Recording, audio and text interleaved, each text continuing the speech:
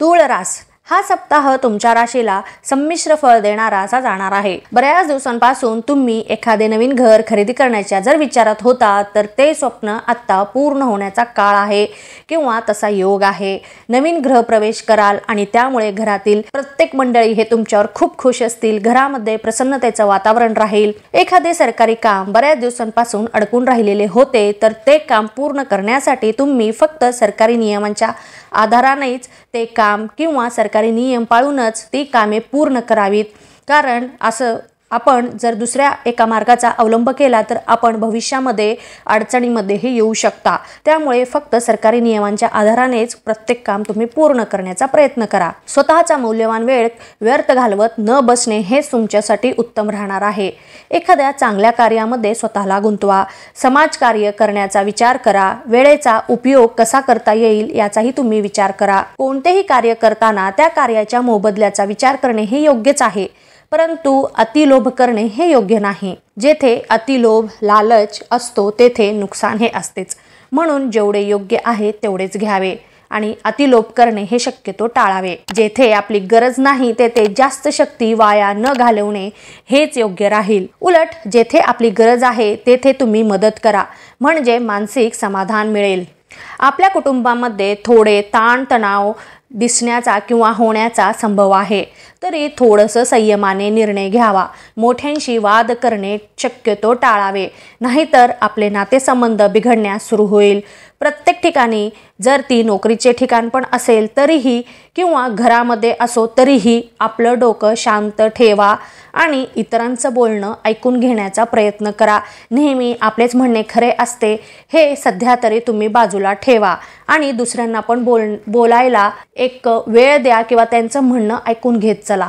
व्यावसायिक वर्गाला थोडं त्रास होण्याची संभावना आहे, कारण आपले विरोधी जे वर्ग आहेत ते आपल्याला थोडंसं त्रास देण्याची शक्यता आहे। सोबतच आर्थिक निरर्थक खर्चही होण्याची शक्यता आहे। तरीही कोणतेही आर्थिक निर्णय घेताना थोडंसं विचार करा आणि मगच निर्णय घ्या। उगीचच कुठेही खर्च करत बसू नका। सोबतच काही नवीन ठिकाणी जर तुम्ही पैसा गुंतवण्याच्या विचारात असाल तर नीट विचार करून संपूर्ण शहानिशा करूनच पैसे गुंतवा, नाहीतर नुकसान होण्याची पण दाट शक्यता आहे। इथेही मोठ्यांचे परामर्श घ्या, सल्ला घ्या आणि मगच काय तो निर्णय घ्या। नोकरी करणाऱ्यांना त्यांच्या नोकरीच्या ठिकाणी काही समस्यांचा सामना करावा लागू शकतो किंवा त्यांच्यासाठी खूपच अटीतटीचा असा काळ असणार आहे, तरीही तुम्ही आत्ताच त्याच्यासाठी तयार राहा। एखादं तुम्हाला मिळालेलं टार्गेट हे पूर्ण करण्यासाठी, वेळेवर पूर्ण होण्यासाठी तुम्हाला भरपूर अथक परिश्रम करावे लागणार आहेत, तर त्यासाठीही तुम्ही कंबर कसून आत्ताच तयारीला लागा आणि स्वतःला सिद्ध करून दाखवण्याचा प्रयत्न करा। तरुणांना थोडासा अडचणींचा काळ आहे। जर काही नवीन करण्याच्या जर तुम्ही विचारात असाल तर थोडंसं थांबा। नवीन ठिकाणी नोकरीच्या शोधात असाल तर अडचणींना सामोरे जावे लागेल, पण हरकत नाही। या कठीण प्रसंगातूनच काहीतरी नवीन शिकण्यासाठी तुम्हाला मिळणार आहे आणि नंतर पुन्हा सगळं बळ एकवटून तुम्ही जोमाने तयार राहण्यासाठी शक्ती तुम्हाला मिळणार पण आहे।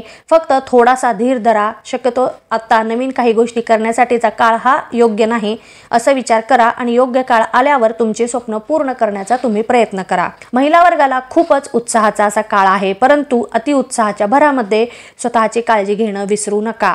आपल्या वयानुसार कामे करा आणि स्वतःला सांभाळा। सोबतच काही नवीन संधी आपणच तुमच्याकडे चालून येतील, तरी त्या संधीचा फायदा घ्या आणि नवीन काहीतरी शिका, अनुभव घ्या आणि या सर्वातून तुमचं मनही अधिक प्रसन्न राहील आणि त्यामुळे तुमचं शरीरही प्रसन्न राहील।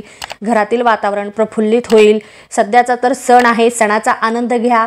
जिथे जायचं आहे तिथे जा, मैत्रिणींशी भेटा, एखादा गेट टुगेदर करा, त्याच्यामुळेही तुमचं मन अगदी प्रफुल्लित राहील। विद्यार्थी वर्गाला हा संमिश्र फळ देणारा काळ आहे। जर अभ्यास केला तरच तुम्हाला उत्तम यश मिळणार आहे आणि दुर्लक्ष केला तर कष्टदायी फळ मिळणार आहे।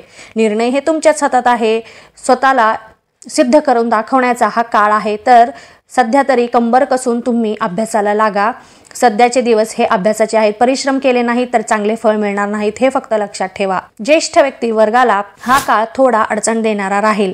काही छोट्या मोठ्या कुरबुरी होतील, तरी चिंता नसावी। वेळेतच सांभाळून घ्या। वाद जास्त न वाढवणे हेच योग्य राहील आणि तुमचं जे काही रुटीन आहार आहे, नित्य व्यायाम, नित्य आहार आहे ते नेहमी करत चला. अजिबात खंड पडू देऊ नका. स्वतःची काळजी घ्या. एकंदरीतच पाहता हा सप्ताह संमिश्र फळ देणारा असा जाणार आहे. तरी प्रत्येक गोष्टीचा, प्रत्येक अडचणींचा, प्रत्येक परिणामांचा पुरेपूर लाभ घ्या. जर अडचणी आल्या तर त्याच्यावर मात करण्याचा प्रयत्न करा. आनंद आला तर त्याचा पुरेपूर लाभ घ्या. धन्यवाद. तुम्हाला माझे हे व्हिडिओ आवडले असतील तर इतरांनाही याचा लाभ मिळावा यासाठी आपल्या मित्रमैत्रिणींना, नातेवाईकांना हे व्हिडिओ नक्की शेअर करा आणि लाईक करा. महत्त्वाचे म्हणजे सबस्क्राईब करा. धन्यवाद.